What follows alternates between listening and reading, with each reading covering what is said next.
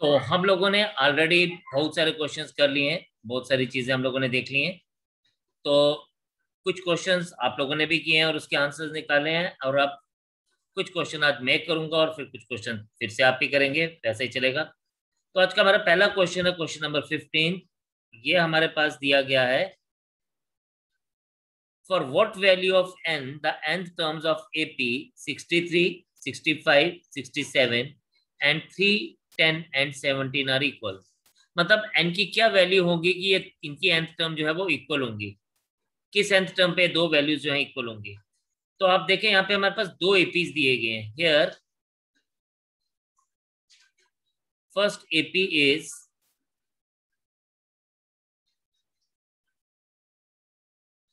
क्या गिवन है, 63, 65, 67 and so on. तो हम इसको ना इसके इसके अब ध्यान से सुनना, हम इसके फर्स्ट टर्म को A1 से डिनोट करते हैं, दैट इज 63, और इसके कॉमन डिफरेंस को हम D1 से डिनोट करेंगे, that is 65 minus 63 equals to 2। और इसकी nth टर्म को हम लोग लिखेंगे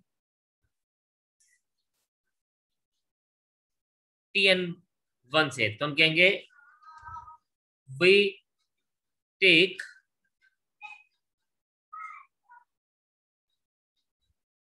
its nth term as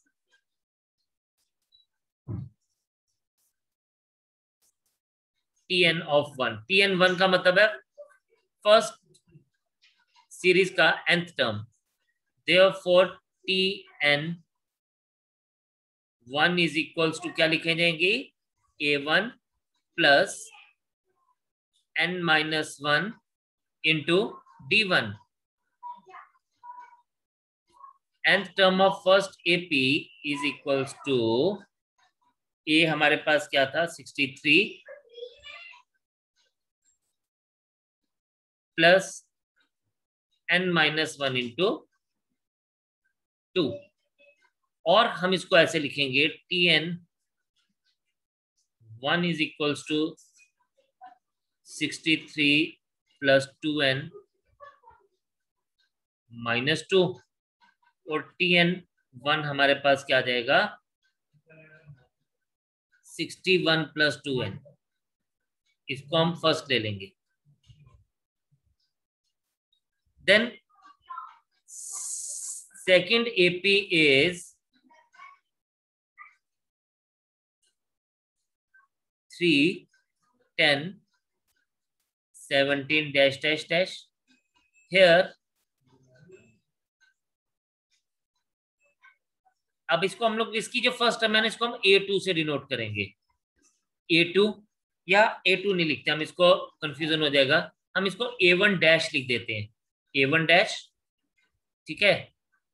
और कॉमन डिफरेंस को D2 से डिनोट करते हैं, D2 is equals to 10 minus 3 is equals to 7, और we take its nth term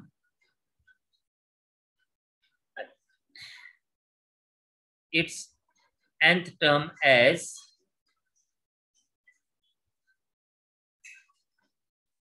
Tn2। ये Tn1 था, इसको हम Tn2 से डिनोट करते हैं। अब Tn2 क्या आ जाएगा, A1 dash plus n-1 into D2। Tn2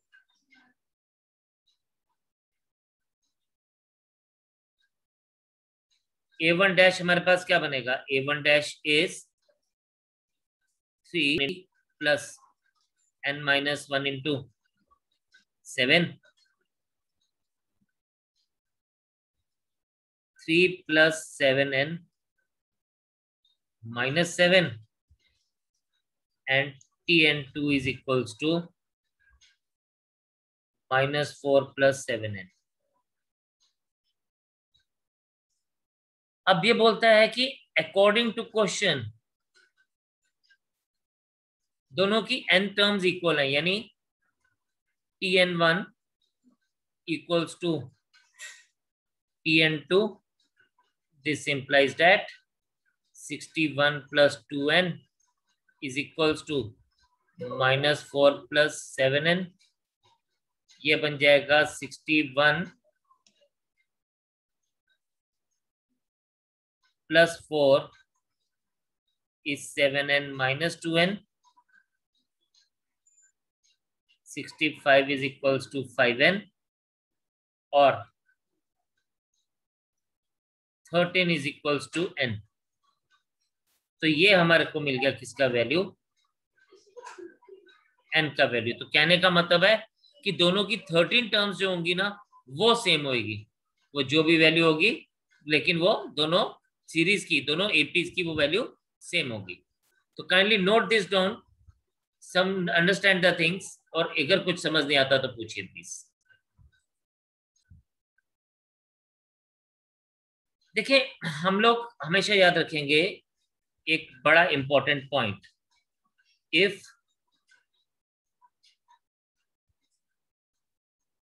there are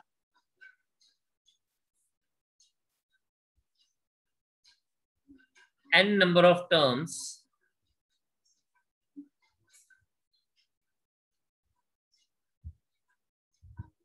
in an AP,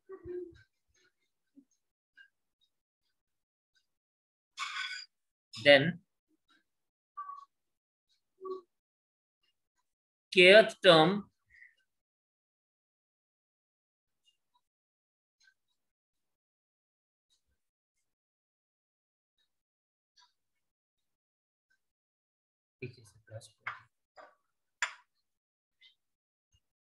kth term from last is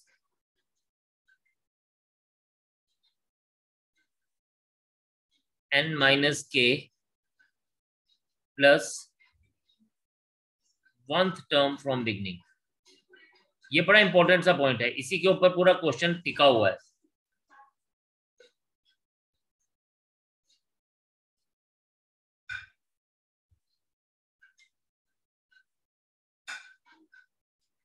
now यहां पे देखें क्वेश्चन में सॉल्यूशन हम लोग देखते हैं। हमारे पास बोलता है given AP is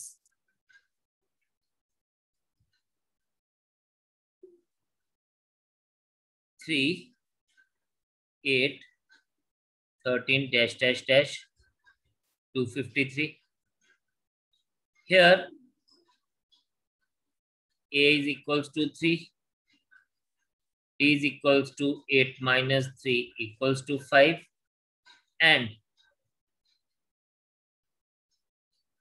an is equals to 253 या tn is equals to 253। हम tn से लिखते हैं तो मैं इसको tn से डिनोट करता हूँ। tn is equals to 253। हम सबसे पहले क्या करेंगे, नंबर ऑफ फाइंड आउट करेंगे। तो we no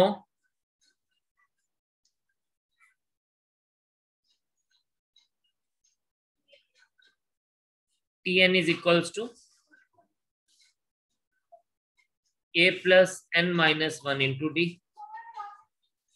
Therefore 253 is equals to a cat 3 plus n minus 1 into 5.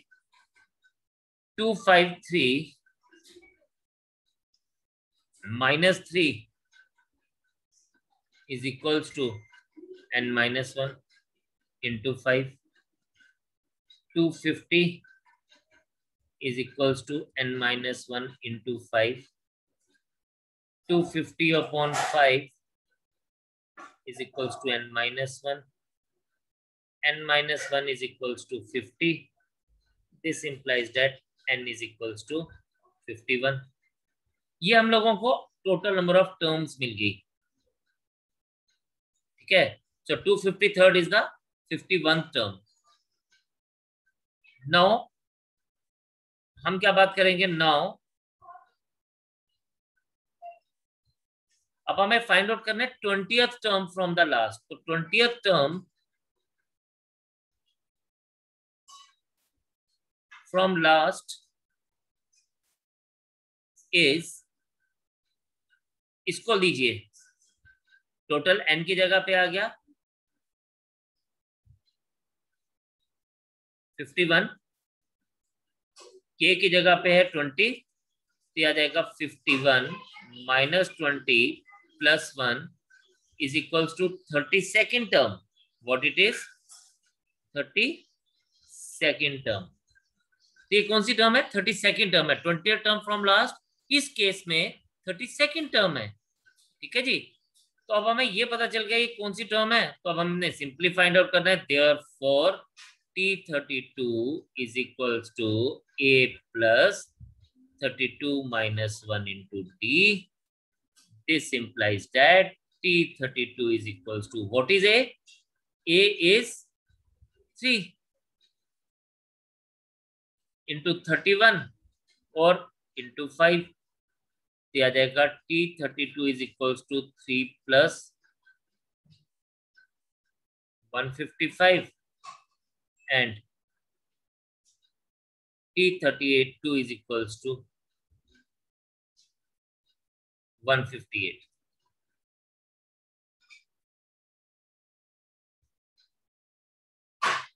तो this is the answer for us. तो इस तरह से हम लोगों ने पता लगाया which was the 20th term from behind. शाबाश. नोट करिए इसको, आप देखें, समझे, और फिर जो समझ नहीं आया वो पूछे.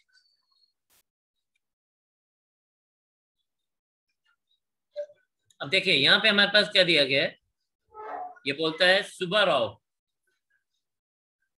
Work in 1995 at an annual salary of rupees 5,000 and receives an increment of 200 each year. In which year did his income reach 7,000? तो यहाँ पे here very simple it is.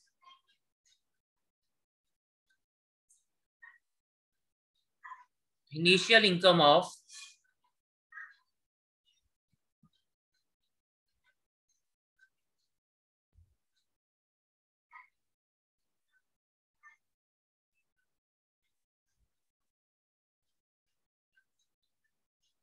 Subba Rao is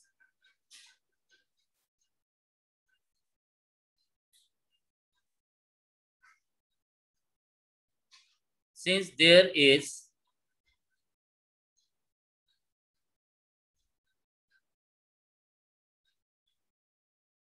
an increment of rupees 200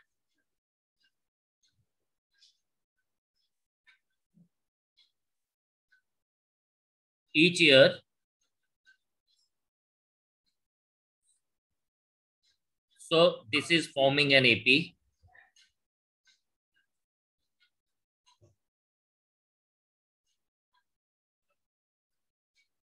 Forming an arithmetic progression where A is 5,000,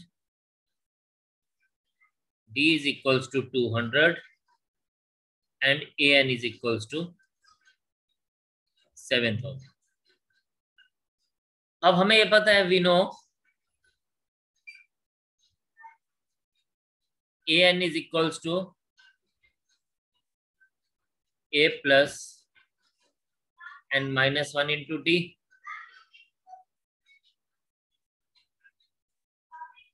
A is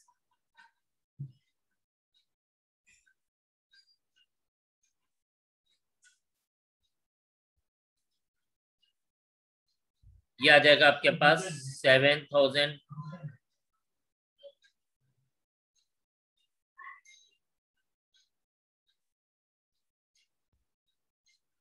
ये आ जाएगा आपके पास 2,000 is equals to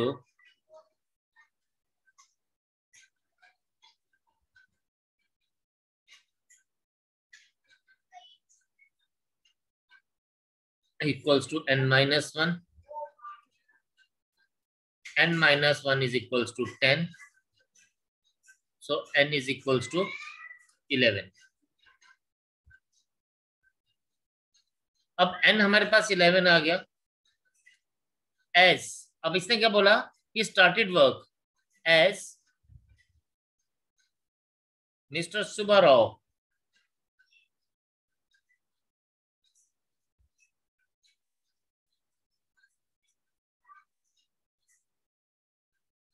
started work in 1995. So he will reach 7,000 in 11 years के बाद, after 11 years in 2006. तो this is the answer for us. तो वो किस साल में पहुंचेगा 7,000 पे? 2006 पे। That's it. शाबाश, note it down. Very simple it was. Just हम लोगों को ये बेसिक बात समझनी थी और उसी को ही हम लोगों ने ध्यान में देना। शाबाश, डू इट। हम लोग इतना ही रखेंगे, नेक्स्ट टाइम हम इससे आगे के कंटिन्यू करेंगे। Bye for now, God bless you all, take care, stay home, stay safe and जय।